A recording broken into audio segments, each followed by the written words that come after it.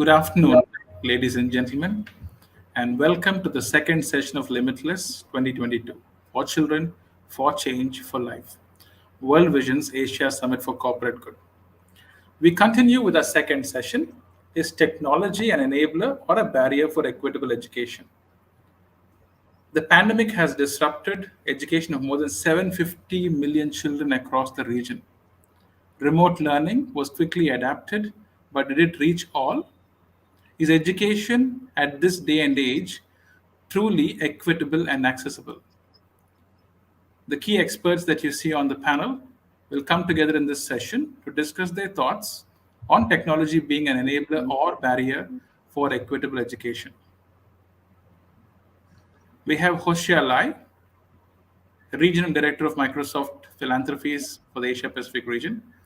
Hoshia's whole core work involves reaching the underserved communities with skills training so that they can participate in the digital economy across the region. Along the way, he hopes to inspire everyone to help others in providing that opportunity without biases. His motto, do good and have fun along the way. We also have Abhishek Gupta, CEO and co-founder of Navgurkul, an IIT Delhi alumnus and a software engineer. Mr. Abhishek Gupta leads Navgurkul, a non-profit which runs a one-year job-guaranteed residential course for women from rural and tribal India. More than 750 students from 20 plus states in India stay on their campus, learn and get jobs as software programmers without a degree, college professor, or exams. We are also joined by Heather Suksem, Deputy Chairman of OCS ROH Limited. Ms. Heather led the region for OCS Group, known as PCS in Thailand, to position itself as a leading total facilitations management provider in the region, growing the business from 1 country to 10 countries and a team from 1,000 to 57,000 staff. The panel is also honored to have Anusha Els, Head of CSR Brandix International, and also the Project Director for Right to Read Sri Lanka. Following a stint in the UN in 2007, Ms. Anusha Els developed and headed the Corporate Social Responsibility Division of Brandix Lanka Limited, Sri Lanka's largest apparel company.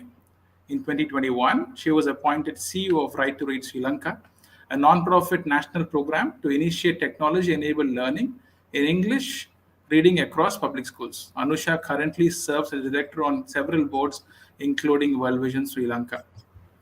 Leading this relevant, timely, and insightful conversation is Lillian Chung. Lillian is the CEO and National Director of World Vision Singapore. She has more than 25 years' experience in the information and communication technology industry. Over to you, Lillian. Thank you. Thank you so much. And good afternoon, everyone. I'm Lillian, and I will be your moderator for this session. And the session, as you all know, is aptly titled, Is Technology an Enabler or is it a Barrier for Equitable Education? I think this is a very close topic to many people who's actually joining in. We see like 59, 60 people in session right now. And all of us during the pandemic have experienced technology in varying degrees, whether personally or if we have children at home, they are accessing their school sessions using technology. And I'm sure we all have an opinion and a viewpoint on whether technology is an enabler or is it an inhibitor, actually. So the question here actually involves a lot of possible discussions for those who have access, those who do not have access, and what is the definition of equitable education, and what does it look like to have quality education for all, which is really an SDG goal as well. And joining us are 4 very, very esteemed, distinguished panelists. They all represent different countries, from Sri Lanka, from Thailand, from Singapore, as well as from India. So they do represent really a different variety of contexts and also different perspectives, right? Whether it's a big organization, a small organization, locally or globally. So they will have very, very good insights as they unpack this topic a little bit more. So without further ado, let me just kick off with the first question, right, to the panelists that we have today. And the first question really is, all of you, as the host has introduced herself, are really passionate about literacy, about education. And I'm sure you have a perspective of technology and how it enables or not. Maybe start by really sharing a little bit about your organization and why you're so passionate about what you do every day as it relates to education. And I'm gonna do this alphabetically. Maybe I invite Anusha, and I say this even though it should be Abhishek, right? But then, ladies first. Anusha, will you take it away and just share a little bit? Thank you, Lillian. Welcome, everyone. So my name is Anusha Alas. I work for a company called Brandix in Sri Lanka. We are a parallel company, but we are also a company that's very much interested in technology and AI. So just to quickly give you a brief about why we decided to take on a project called Right to Read, which I'm a CEO, is because what we realize is English, it's basically an English teaching tool. And what we realize is English is something that's very, very much lacking in Sri Lanka. So we thought, let's concentrate on that and see how we can improve the level of English in Sri Lanka. We've come up with a lot of challenges, which I think during the panel discussion we'll all be talking about.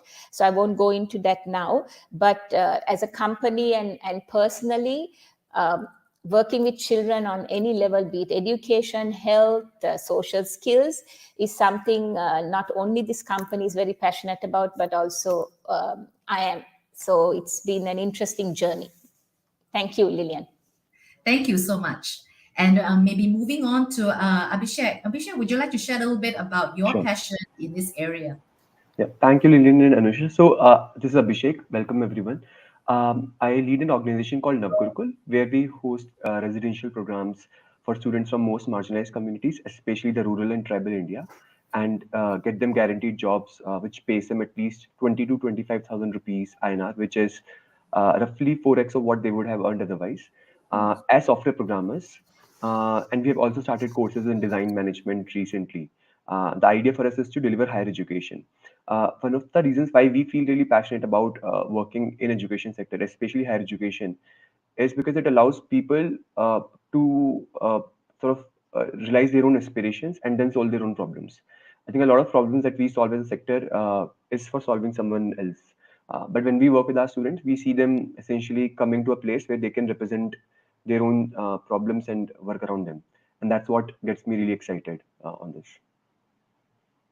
Thank you so much. So I hear, giving children the opportunity to read, to be literate, to actually be able to see the world and have access to information, and also allowing people to really fulfill their aspirations as they learn new skills, whether it's in a technology side. So that sounds great. Let me move on to Heather. Heather, you want to share a little bit about your passion? Thank you, Lillian. Thank you. Yes, I've been in Thailand nearly 40 years now, and have worked with OCS and PCS for 35 years. Our business is a people business. We provide facility services and security and cleaning, food, engineering. So our business relates to people. Education is very key. And we're always very short of people. In Thailand, the education is a challenge. Our ratings on education tend to be lower than the OECD average. So education has always been a major focus from PCS here. Our founder and former chairman was always very focused on education, whether it was giving scholarships to our own children, our own employees' children, or working with children in the communities, especially those that have been affected. In the early 90s, he worked a lot with children affected by AIDS. So we see education is key for our company, for the future of Thailand as well, and enabling children to reach their full potential. So we don't want children to miss out on the education opportunity, and we want them to work with us and work with other organizations. So education is very key to us. Thank you. Thank you so much, Heather. And Jose, you want to share a little bit about your perspective? Sure. Thanks, Lillian. And just hearing, the other panelists, it's just amazing to hear the empowerment of education. For me, like I mentioned, right, education is actually a huge empowerment tool. If I just do a quick sharing of my own, life story, I grew up in a low-income family in Singapore. As much as you talk about Singapore being a developed country, growing up, it was actually a developing country, and you know, my parents placed a lot of emphasis on education, right? So like many parents do in Asia, and and that emphasis on education and the ability to get an education has brought actually many people out of poverty in Singapore. And that's why, really for me, besides it being a very personal experience for me, you know, we have seen how technology in the past 2 years, 2.5 years with COVID has also accelerated, the ability for people to be connected to education. And that in itself is why I am super passionate. At Microsoft itself, I work for Microsoft, leading social impact for Microsoft in APAC itself, and how, you know, marrying the tools as well as education has also allowed various opportunities for people, underserved communities, underrepresented communities in the region to actually, get out of poverty, get themselves employed. And that's really why, to see, that passion is so strong. Thank you, Jose. And actually, you know what? You summarized it really, really well.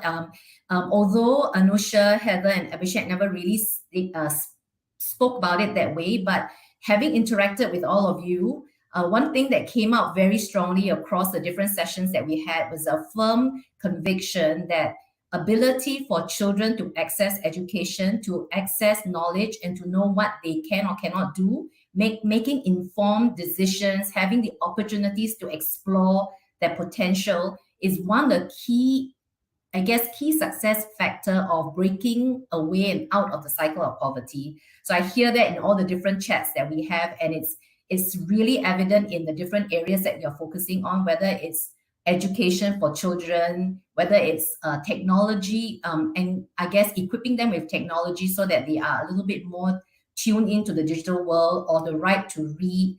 I think all this is really evident in all the different areas that you've spoken about. But having said that, the last 2 years have really also surfaced a lot of challenges as it relates to technology. All of you, I'm sure, have experienced it as you see the work, whether it's your own organization or partnering organizations, as we all struggle actually to figure out how do we educate a generation of children that is really suffering as a result of the COVID lockdowns, not having access to schools, not having access to teachers. So really the second question I have for the panelists is really, how can organizations reduce these barriers to equitable education? And is really the role that technology can play, is it really as an enabler, or has it really created more barriers? And I'm sure, having heard all of you, you all have very passionate ideas about it. I'm going to put Heather a little bit on the spot and let Heather take this away first. Heather, you want to speak a little bit about what you shared yesterday? Thank you. Yes, technology, definitely over the pandemic time, technology has been a challenge, certainly in Thailand. And we've got families that have not, and children that have not been educated because they've not had the ability, they've not had the technology there. And they've not had the phones, or there's been families, or there's been orphanages that have been trying to work and study with very little technology. So it's been a major issue. What we've got to do now is to enable and ensure that technology now enables the education, and we need to speed up on that. So from my experience, what we've done through the organization and through working with other organizations is to be linked to organizations that are working together to ensure that children and youth are educated, so that they can become part of the workforce go down the line. And the organisations that we've been working with is like the Joint Foreign Chambers. The Joint Foreign Chambers have got an education and skills committee, and they've been working with schools. There's one school that they've worked with, because the emphasis has been on the teachers, and really getting the trust of the teachers. And as the Education and Skills Committee there has worked with the teachers in one school in the provinces, there's been a donation of a large amount of money to build accommodation for the teachers. So teachers will stay in that school, and then they work with the children there to give opportunities to the children. Other organisations, there's also the foreign chambers, there's the embassies. The British Embassy's got a programme called RAPID, and that's ensuring that all children are reached. So there's certainly, and in the schools, in the private schools, in the international schools, they've been working, there's been organisations and schools working together with schools in the provinces within the region. And so it's real teacher to teacher, and there's helping there and supporting the teachers. So there's a lot of organisations working together, whether it's on the Thai Federation of Industries, the Board of Trade, the chambers, the embassies, a lot of organisations working there to focus on education and to really give opportunities to children, but working together, not just giving technology. It's working, educating, teaching the teachers, getting the trust of teachers, and also being involved with the teachers at the school and the heads of the school, and also supporting the students as well. So there's a lot going on, and it's great to be involved with all these organizations. Thank you. Thank you. Thanks, Heather. So one of the things that Heather was sharing with me yesterday that I think is important, right, for all of us to appreciate and to understand that it is a holistic approach and it's an ecosystem. And one of the things that Heather kept emphasizing when we were chatting yesterday was that we are in the people business, right? So this is Heather saying we are in the people business.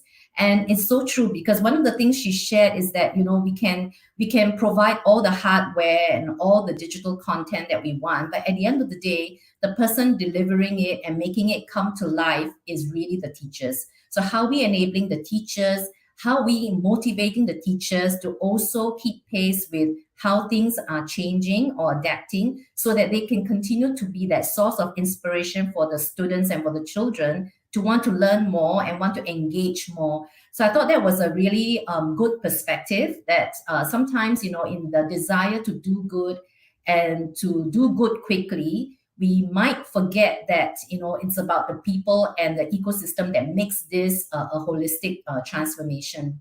I want to actually reach out to Anusha right now. She's in a very challenging environment right now.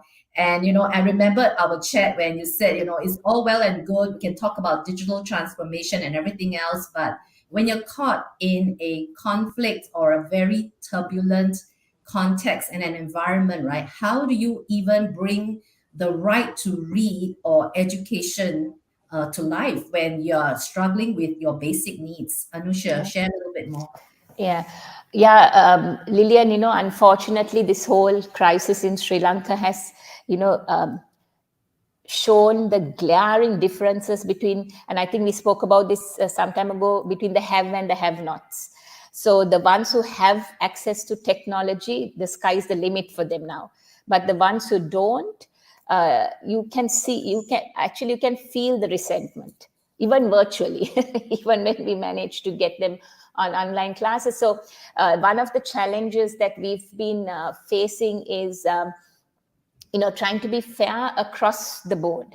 One of the things that we've tried to do now is to concentrate mainly as an organization on those schools and those villages which actually do not have access to online teaching. So we're working very closely with the ministry, and we've told the ministry, listen, we are funding it. You just have to give us the access to these areas which don't have anything.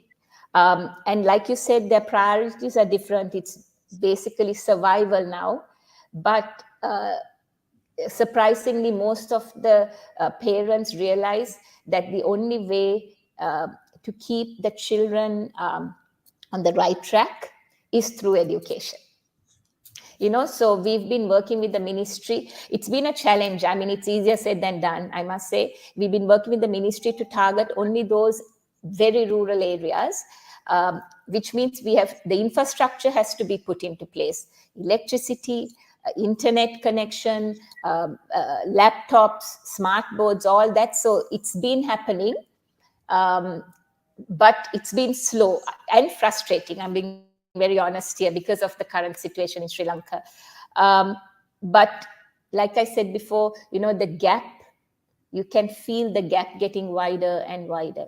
So when we talk about education, we have to know who we are talking to at that point, and we have to adjust what we say according to who is listening, because otherwise it just causes a lot of resentment. Thank you so much, Anusha. And one of the things that you also emphasized, as Heather has also mentioned as well, is really partnerships, really working with different actors on the ground to really bring across the whole value chain of delivering equitable education to all, right? Absolutely. And that in itself is a pretty long journey. And it's many times like what you've shared, right? A very frustrating one as well, because different people will come from different perspectives. They have their own objectives that they want to meet. So how do you actually bring everything together in a holistic way that will change the lives of children, right? And again, you emphasize what Hosea has also shared as well, that in Asia especially, right, fundamentally we believe that education do break the cycle of poverty. So how do you allow children access to that? I'm going to reach out to the gentleman right now because they are the techies in this group, right? And so I guess the question is, I don't think that there is any debate about the fact that technology actually is an enabler. But I think the nuanced part of this session is really how do you, from your lens and your perspective, coming from the tech world, see technology actually delivering equitable education? How do you reach that last child in a rural area? How do you reach that last child who don't have access to, I guess, broadband, hardware, software, digital content, right? So what are some aspirations that Hosea yourself have? And also what does Microsoft have as an aspiration? Because, Microsoft obviously is one organization that we look to for some of these thought leadership. So over to you. Thanks, Lillian. That's a really tough question. I know it is. I told you, I promised you I'll set you on, I put you on the spot. I'm up to it. which you definitely did. My answer is the same as the two amazing ladies, before me, which is it's all about partnerships, right? A lot of times we actually think that, Microsoft is one of the biggest companies in the world. It has all the solutions in the world. We don't. That's the reality, right? Even from a Microsoft, perspective, when you're looking at social impact, when we're looking at Microsoft philanthropies, we do a lot of partnerships. We partner with nonprofit organizations, we partner with international organizations, multilateral organizations, internet NGOs like World Vision. We partner with governments, right, in the places where we work.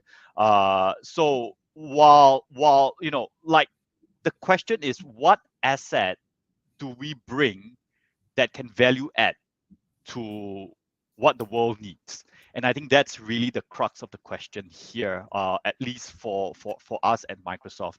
Just to give you an example, when we're talking about COVID and how the sad truth is, and the reality is, in the past 2 years, 2.5 years, you actually do have a group of children who have lost 2 years of education, right? And with the world opening up and they're going back to school, they are starting together with children who are 2 years younger than them because they've lost 2 years. So how can tech enable? How did Microsoft work? So we partner with a UN organization to create a program, what we call the Learning Passport, right? And that in itself is actually a digital platform where children can continue their education, in partnership with UN, who actually does a lot of amazing work on the ground to reach the last mile, right? And we have actually done this in refugee camps. We have done this, in rural areas where they have access to devices, they have access to internet, in partnership with local governments, in partnership with the UN organization, in partnership with the local NGOs and nonprofit organizations. And we bring the platform, the technology from Microsoft to enable them to be educated for the past 2 years. And that's really where we are coming from. Have we reached out to the whole world? The answer is no. And that's why this is, an ongoing work for each and every one of us. Thank you. And as you have promised, you rose to the occasion. I think it's true. One of the things that you shared, which I think is very important for everyone in the audience to bear in mind, right? It's what Hosea shared was, what assets do you bring to the table? I think that's one perspective as well. And the other one that World Vision also is very mindful whenever we do our development work, is always asking, what assets do the community have? Because the communities do have assets. And very often, right, we walk into some of these programs or these areas, and we assume wrongly that the community does not have assets. They do.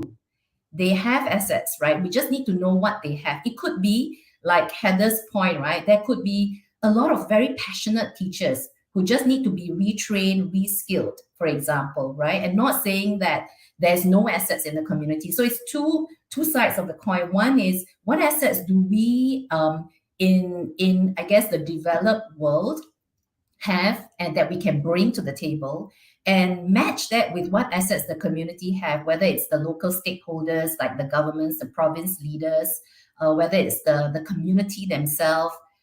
These are all different assets that we can bring together. And I think, again, Hosea has shared very passionately about partnerships and collaborations. There's something there. And for those, the 116 people that I see that are listening in right now, is really thinking about, who are the people you can collaborate with? What assets do each of you bring to the table? How can we drive greater impact when two people come together or two organizations come together? The force of that impact is definitely more than two. And last but not least, our gentleman, Abhishek. Abhishek, you are also in the tech space, and you're really looking at enabling a very digital native generation, right? So tell us a little bit more about technology really becoming an enabler, I guess, in equitable education. Tell us more. Right. So I think my view especially is that technology can solve many problems, but definitely not all. So especially when we start relying too much on technology, it becomes a problem. And that's where COVID sort of forced organizations to rely, okay, there's just going to be online classes and you have to figure your way out around there. And now is a very good time to sort of zoom out of that situation and figure out hybrid approaches where technology can deliver on certain areas and where certain areas we don't use it for. For instance, administration of the programs, operations of the program is where technology can easily automate things. In terms of delivering content, at least what we have seen, especially with younger children, there are struggles. It also links to reducing their attention span even further than what it is right now. With higher education, especially, technology has a lot of benefits, especially because the people who are coming, they're already older, and the attention span to the content can be higher than young children. Especially, technology can help us to bring content from across the globe and make sure that the most amazing content is being used. But it's very interesting. Even in residential programs, we have our own platform. We deliver through it, but these students still have to come to a residential program. And the reason why we do it despite essentially delivering technologically is because of the fact that, especially when we work with women, what we have seen is in their villages and their houses, even if they have a smartphone, it is mostly used by the male siblings of them. So essentially, I mean, even though you may provide laptops, you may provide internet, you may provide all other facilities, even then there are different kinds of inequities that might perpetuate socially. So similar experiences have been there by other NGOs where they have tried to offer resources to a community, and within the same community, they found out that the devices were not shared fairly. And that's where, at least as an organization, while we use technology for a multitude of functions, we at least make sure that there's a very strong component of fairness which comes from methods which are completely outside technology for us. Yeah, actually, one of the things that Abhishek didn't really speak a lot about, but it's something that he clearly is very passionate about, is really having different type of residential courses for women from rural and tribal India, right? And we all know some of the actually the more vulnerable groups tend to be children and women. And so one of the things that that his organization does is really focusing on how do you actually scale up or provide opportunities for women. And I think that is something that is super admirable. And also the fact that you are investing in programming and digital content is something that is going to help level the playing field a lot more. And I like the point that you raised about the fact that one of the things about technology and education is the ability to scale. So when you have a really good piece of digital content, you do not have to wait to train another 10 teachers or another 100 teachers before you actually can reach out to the masses. So that you can actually reach to the last rural person or child or woman standing there just because technology allows it. And then you are then able to the ability to then develop the kind of talent within that community without them having to go into the cities, making that big transition and that big move, right, which is usually very expensive. So in many ways, technology actually have the ability to scale, which traditional methods will take time. It's not that it cannot be done, but it will take a lot longer than what technology can enable. So really amazing what they are doing there. Thank you so much, Abhishek, for sharing. And I'm going to switch to the third question right now because you've shared so much about the areas of work, the joys that you get, the challenges that you face as the context changes and change actually over the last 2 years. So one of the questions I'm sure is in the minds of the people listening in and watching this fireside chat is, it sounds like, I'm really convicted. I really want to do this. I believe in education, in breaking the cycle of poverty. I think technology is a great enabler and I want to get involved in this. So I'm going to ask the four of you who have experienced this and have journeyed with your beneficiaries, with your organization, right? If I'm sitting in the audience right now and I really want to do something about providing access to education and I want to start something and do good, what would be your advice to me or to the people in the audience on how to start? Should I start? And what are some of the key considerations that will be critical to driving sustained outcomes and impact? It's a bit of a mouthful there, but basically, I want to do something. Panelists, tell me, what should I do? What are some of the key success factors? And should I even start? All right, I'm not gonna nominate now. I'm just gonna let the passion come through. So feel free to, any one of you can just take a stab at it. Lillian, sorry. Take it away, Anusha. Heather, go ahead, Heather. Go ahead. Okay, thank you. Sorry. Thank you. I will just say that it's so important. One, yes, you've got to get involved. It's not a question now. All organisations must get involved and must have a passion for ensuring all the children, all the youth are educated. And technology, we've talked a lot about technology.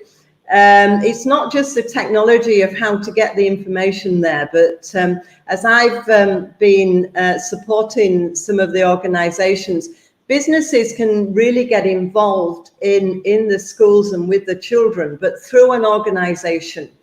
And whether it's technology that can help the children learn science better, whether it's technology that can help them market their products better, there's so much that organizations can get involved in. But what I would say, the advice is, please look around what is available, what organizations can you get involved in. You can do it on your own and work with schools, you can work with communities. But from my experience and through the companies, we join together with other organizations. And when you join together, then the impact is much greater. And so I would say, look around what is available. World Vision's got a lot of availability there on communities, how you can work with World Vision there. work with other chambers, work with the organisations, and see how you can add value. And I've certainly seen where organisations have added value into schools. And the more that you're together with an organisation, the more your people are involved. It's not a case of just donating money. Get involved, get your own people involved, and that's great for the motivation, the morale of the organisation, and you can really make a difference. So get involved, have a sustainability programme, get involved in things that make the difference, but work together with other organisations. Thank you. Thank you. Very passionately and very well said. Thanks, Heather. Anusha? Gentlemen, you don't mind if I just... okay, so I'm a person, and I've spoken about this many times as well. I like to start small. I agree absolutely with Heather, because you need to go through an organization. Sometimes it's good for your own ego to think you did it on your own, but actually you can't. But starting small, knowing who your audience is, catering to your beneficiaries, because it's easy for us to sit here and think that we know what the ground level beneficiaries need, but I've learned out of experience that's not how it works. Start small, dream big, start small, and you'll eventually get there. And I just want to add something about we're talking about partnerships. These partnerships don't always have to be financial, because the partnership is with the parent, the partnership is with the teacher, the partnership is with the principal, with me, and with the ministries and all anyone involved in either the education space or the health space. But it's all about partnership. But please, one little advice I have is start small and know your audience, because once you learn from them is when you're able to expand. Thanks, Lillian. Thank you so much. I'm jotting down notes because I think it's going to be precious, when I do the summary, because I think these are all very, very good gold nuggets that our audience can take away as they start to reflect on their own sustainability program as well. Okay, now I guess all our female champions have been exhausted. Let's try the male now. Okay, thank you for being such gentlemen.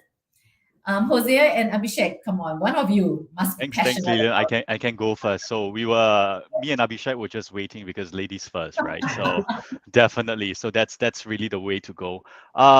Whether I absolutely love your question. What we need is actually more people getting involved in the world, and whether it is for me an individual or an organization. And we talked about this, right? The key thing I will share three things. For those who wants to get involved, organizations that wants to get involved, is the first thing is to actually know your value, right? Know your value and what you're bringing to the world, right? Sometimes we start off with, I want to do something. And then people ask you, what do you want to do? And you go, I don't know. And then really, then that in itself is not going to be a very helpful conversation. You could be exploring, but the exploration at the first phase is getting to know what you can actually bring to the world, whether it's an individual or even as an organization, right? I know we talk about the questions about the last mile. Is it something that Microsoft solves, right? What are we good at Microsoft? I can tell you, right? Microsoft Office, Microsoft Cloud. That's what we are really, really good at. That's what we bring to the world. And therefore, and I'm going to sound like a broken record, like partnerships and collaborations are so important. And that's why it's also knowing with a partner, if you're an organization, if you're a nonprofit, and you go, I know how to get to the last mile, reach out to me, right? I would love to have a conversation with you on how we can actually bring technology, how we can actually bring, digital literacy to the last mile, to those, like who are the furthest reach. So that's really the first thing, right? Know your value. And then I spoke to it, which is the second point. How then do you bring the value to the world? Right? How do you bring that value to the people who need it most? And then the last part is invest in your value, right? Investing means you put your resources, you put where your mouth is. You also know how to reach out to, if you're a nonprofit organization, you reach out to the right corporates, the right foundations, and the right government to invest in your value as well, right? The investment is not just from your own pockets, but also who can you bring in, right, to collaborate and partner with you. And that's really, where my head is in your questions. Excellent. Excellent. Thank you so much. And Abhishek, bring us home. Tell us a little bit about your perspective. Yeah, I think a lot has already been covered by Anusha, Heather, It's and very all. So hard, right? When you have to be yeah, the last one. But I'm sure you're going to give us that one more gold nugget. I'll go with three. So I think one of the really important things is also to have a very long view. Social sector problems are especially extremely hard to solve, and while we may feel an urgency to solve a solution or bring a solution in 1 month, like 1 year, 2 years, I've seen it takes much larger. More often than not, it takes almost a decade to sort of bring a solution, which then start scaling up really, really well. When we talk about the scale of for national economy, right? I mean, also the way we define scale changes, but especially in the national scheme of things, at least I've seen that a decade is the least amount of time that most dogs take. So having a long view is very, very important, because if you come with a like 2 year span or 3 year span, more often than not, you'll feel like, hey, I came here to solve this, but I couldn't, or why are things not happening, and so on. The second thing that I really believe is very critical is to not let your empathy get the best out of it. I mean, so basically, sometimes what happens, especially I've also seen this with my team, that we're so empathetic that the information that comes around us, we essentially get exhausted, we become tired, and it basically leads to inaction also. It feels like, itna kuch ho raha hai, what would I do? I'll not be able to do this, I'll not be able to solve all of these problems. And that's where what Anusha said, being very focused, having a very clearly defined problem is very critical. And sometimes you might have to choose to shut off from all other sources of information as well, if if empathy can do that to you. The third and a very important thing that we essentially do as an organization is to do what Gandhiji said in his talisman. So he said, whenever you have a decision to make, or your ego is getting the better of, or is becoming more important to you, just think of the weakest person you can think of around yourself, and then uh, take an action which will benefit that person. So the reason why it is very important for us as an organization, as a principle, and I feel it's very important across, when we're working for, let's say, someone else, there's also this added risk of doing something which is essentially worse than where they were before. So for instance, there are a lot of conversations around men representing women, right? So while men try to solve problems of women, we might make mistakes that obviously women will not. Similarly, when people from urban areas go to solve problems of rural area, or rural areas goes to solve problems of tribal areas, they may add their own biases on perceptions which might not be true. And that's where I feel it's very important to sort of, especially from this position of making change, be very aware of your own egos, your biases, and do things which essentially is extremely focused on the community. And obviously, listening to the community is the first part of it. So not operating from that position of I know everything, I think is very, very critical. So people who sort of jump in and, hey, I know the solution, and I have this technology, and within next 6 months will solve the problem of this. I think that's the kind of scary attitude, and especially tech people seem to have it a lot. I mean, my batchmate from college, they're like, I have built this app, will solve the problem of this, and like, oh, why, wow. But I think having a long view, making sure your egos, etc., are checked. You're not coming from a position of power, and thirdly, basically making sure that you're essentially, I mean, you're also taking care of yourself, right? I mean, so I think these three are very important principles for our organization, especially. Thank you. Thank you, Abhishek. Actually, what you just shared is something that resonates very much with our organization. In World Vision Singapore, one of the things that we are very careful and we always remind ourselves is not to have this God complex. This God complex of I know it all, I'm cleverer than you, I'm here to help you, and I have resources and you don't have. So when you come from that approach, you already, by that mindset and that approach, you would already create in the other person a sense of poverty, and it's a poverty of the spirit, not necessarily a poverty, a material poverty, right? Because you're already coming with the I know and you don't know, right? But actually, the community has assets just as we have assets, and when you bring the two assets together, you actually can empower change in a way that is actually really empowering and gives dignity to the people that you're partnering and working with. So I think it's very well said, especially working with women, working in tribal areas, in rural areas. Having not lived in the rural area myself, is we can often make the mistake of assuming that what is a solution for us is naturally a solution for them, and that may not be true. So thank you for sharing that. It's very, very well said. And playing the long game, right? Knowing that you're not going to see change in 12 months, especially given the very pragmatic city people that we are. It's like, hey, if it doesn't get solved in 12 months, then we move on and we try something different. When actually, the change is just around the corner. So I just want to thank all of you. I just want to do a quick summary for the benefit of the 120 people listening in to us.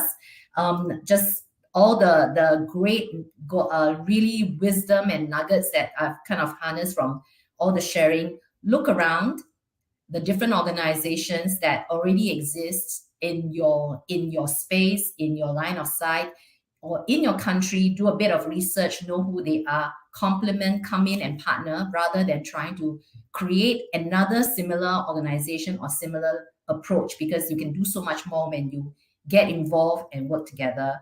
And then start small, but dream big. Have big, hairy, audacious goals, but start small. And then you will celebrate the success along the way, and you want to do more along the way. And I like how Anusha said that partnership is not just always a financial or a very stated black and white agreement. It's like Heather said, right? It's a people business. You are in partnership with the parents, you're in partnership with the local leaders, you're in partnership with the community. So they are very much your stakeholder. And so I think partnerships is something that keeps coming up as a recurring theme. Know your value. I thought Hosea really summarized it very well. Know your value, what you're bringing to the table. How are you going to bring this value to the world? And then more importantly, put your resources where your mouth is, right? So invest in what you believe in and your value, and take it there. And if you did not catch it, one of the things that Hosea is also saying is that, Microsoft is really quite keen to see, who can bring it to the last mile. So, hey guys, send your proposals. Last but not least, take the long view. And I think Abhishek is very passionate about it, because you're running a marathon, it's not a short sprint. So really pace yourself. You might not see change in 12 months, you might not even see change in 24 months, but every effort, every step that you take, right, is going to help you turn that corner. And so don't give up before that corner is turned. So I thank my panelists, and I think now we should open up for Q&A. I think we've given them enough food for thought, so the questions are going to come fast and furious. All right. Okay, we've got the first question.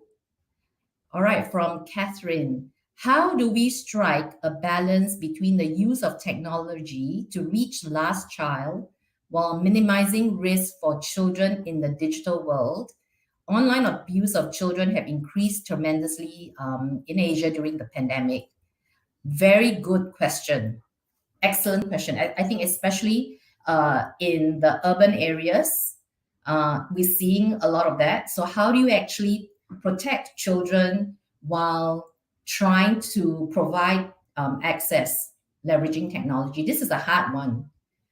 Any takers?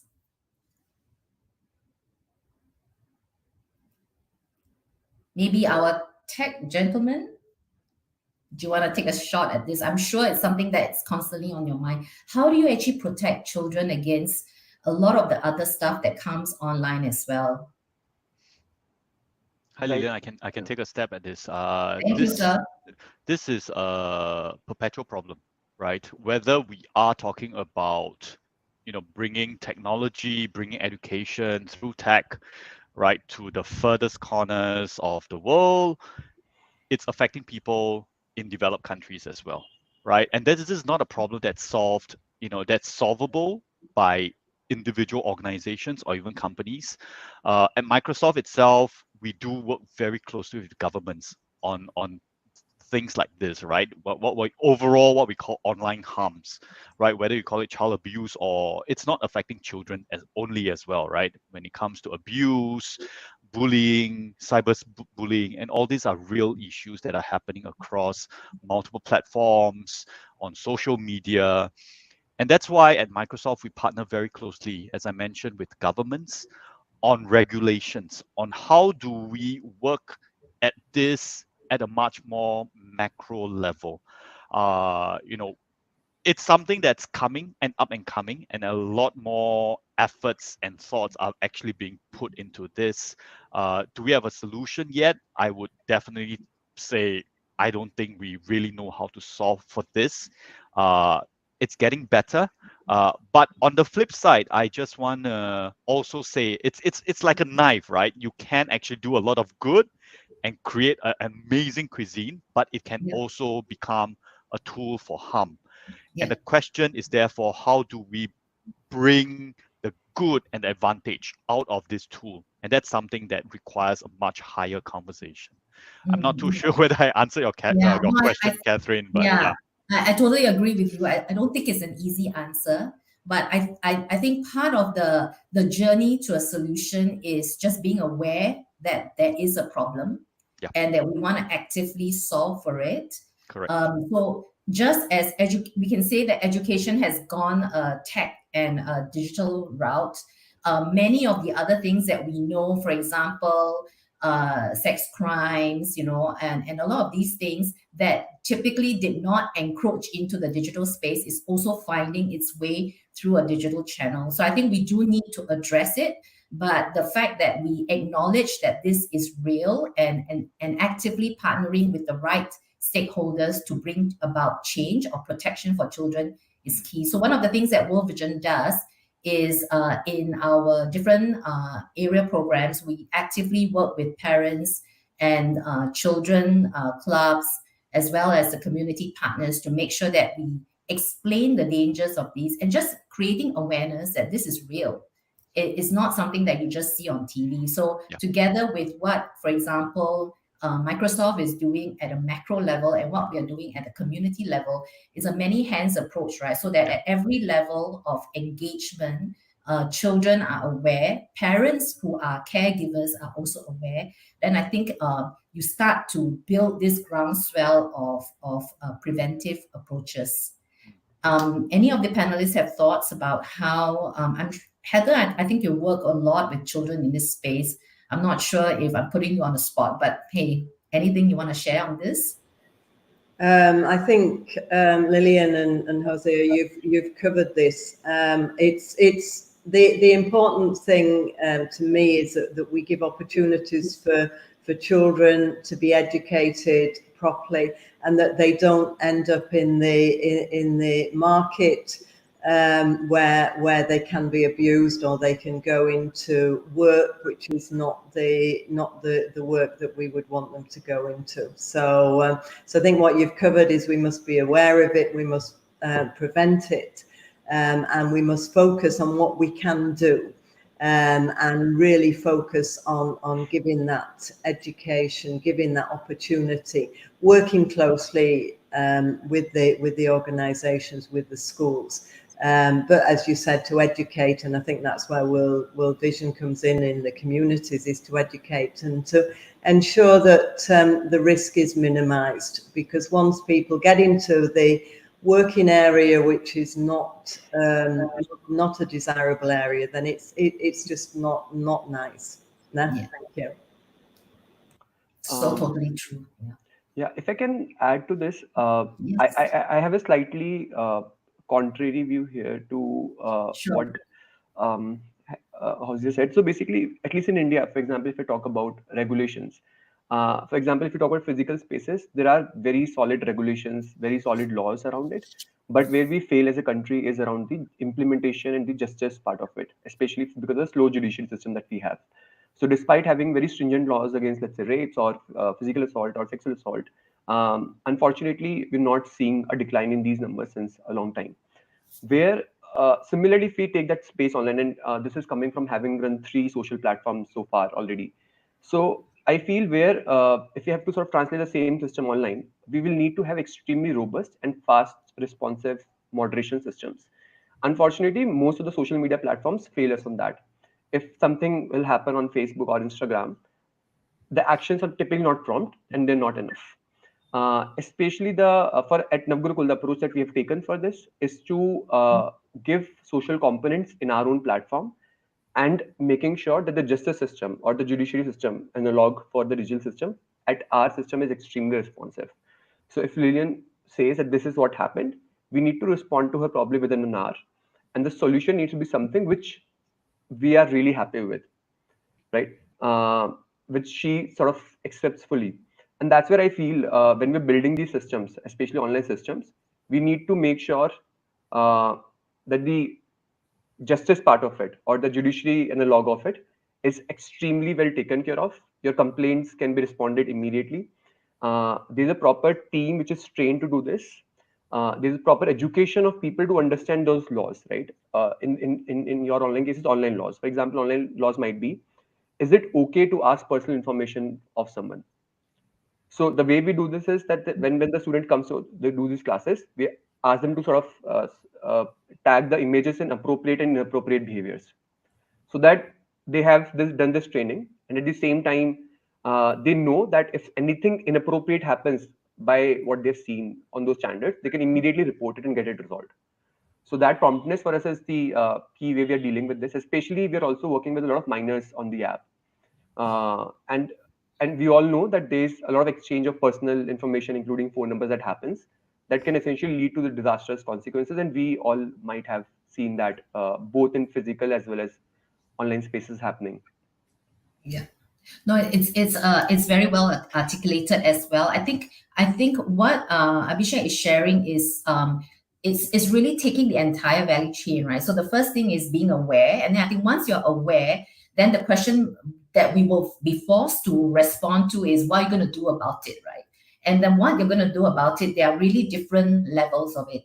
There is let's work with the key stakeholders so that there will be a long-term sustained solution and outcome. So governments and state actors and all that will be quite key in implementing right laws in place. And then where Abhishek came in is that when things are in place, then but do we have the political will and the social will to implement it? And that's where some of these groups, right, whether it's community education, but then also having a safe space where if I detect I'm now trained, right? I know this is wrong or this is right. And if I know that this is wrong, then what is my recourse? Is there a place I can go to? Is there a 1-800 number I can call?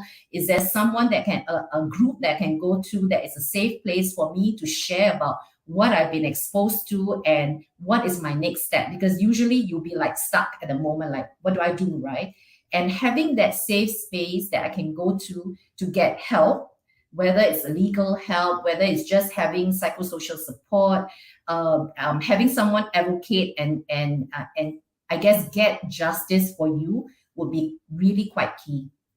And I think that's quite important as well. And I'm sure that different organizations that all of you represent have some form of it or other.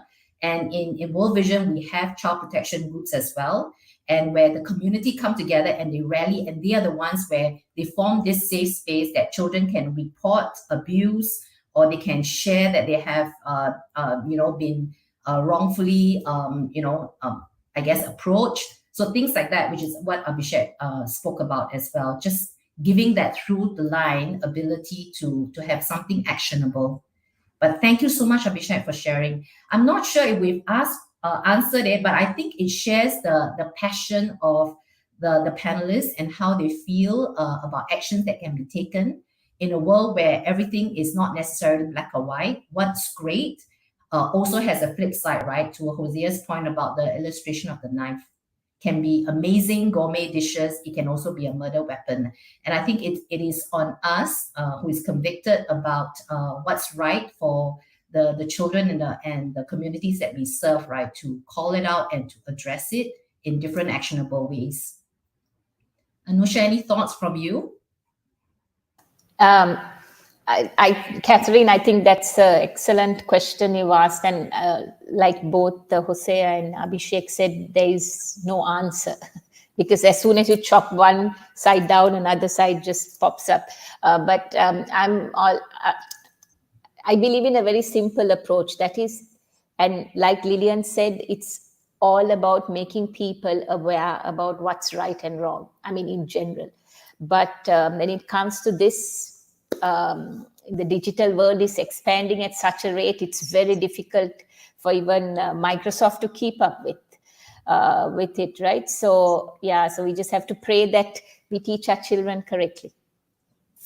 Yeah. And Anusha, thank you so much for actually is a nice segue to wrapping this session up. I'm mindful of time. And it's really, it comes back to education, right? How can you know what is right or wrong if you do not know how to read or write? So at the root of it all, at the heart of it all, is really just being able to give our children and women the literacy level that allows them to actually be able to understand what they are entitled to, their rights, right? What is wrong that they should not expect as this is the way it is for the last 20 years, and therefore so it should be. So I think having access to knowledge, being able to read, being able to understand what is right or wrong, being able to discern, it all starts with just as basic as ability to read. And just coming back, right, whether it's technology, whether it's technology or it's a traditional method, doesn't matter. At the heart of it all we are saying is that every child deserves the right to have access to education, and from there'll be knowledge, and from knowledge, the ability to discern right and wrong. And then, of course, beyond that, it opens up a lot more opportunities and potential for the child to actually be able to really embrace life in all its fullness. And so this is something that World Vision firmly believes in as well. And we've got a huge effort and really big ambition around unlocking literacy. So if any of you have any really desire to want to partner and work with us to see children having access to good quality education, please feel free to speak with our team, and we'll be happy to tell you a lot more about that. And of course, our panelists as well, they all represent very, very strong organizations, great partners to be with as well. And on that note, I'm going to return the time over to the host.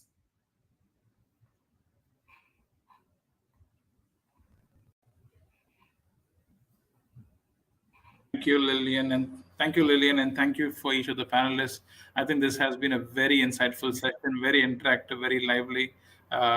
Really appreciate you taking the time. We all believe that it is about collaboration and partnerships. It's about starting small, but having a longer vision, a larger vision. And we are so glad that many of you have joined this particular session. We have had more than 120 people logging into it.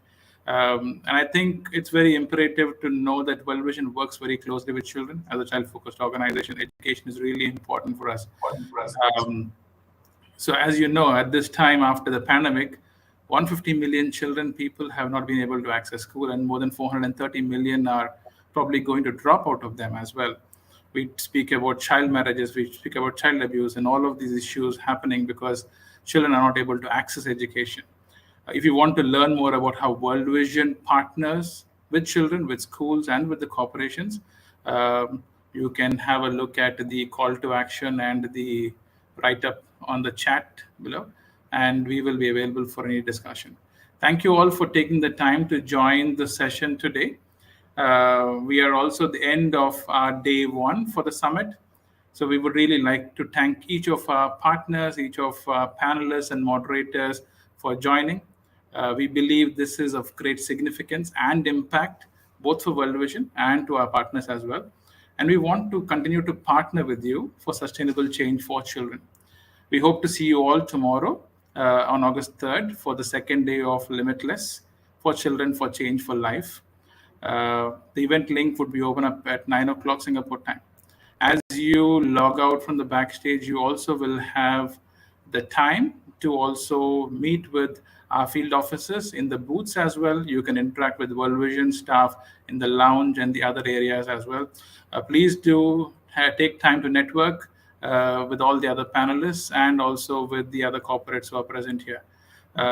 If you're posting about today's event, please use the hashtag LimitlessWVI2022. Thank you all for taking the time, and have a good rest of the day. Thank you to my very wonderful panelists. Thank you so much. Thank you. Lillian. Thank you. Thank you, Lillian. Thanks. Bye. Bye. Bye-bye. Bye. Bye.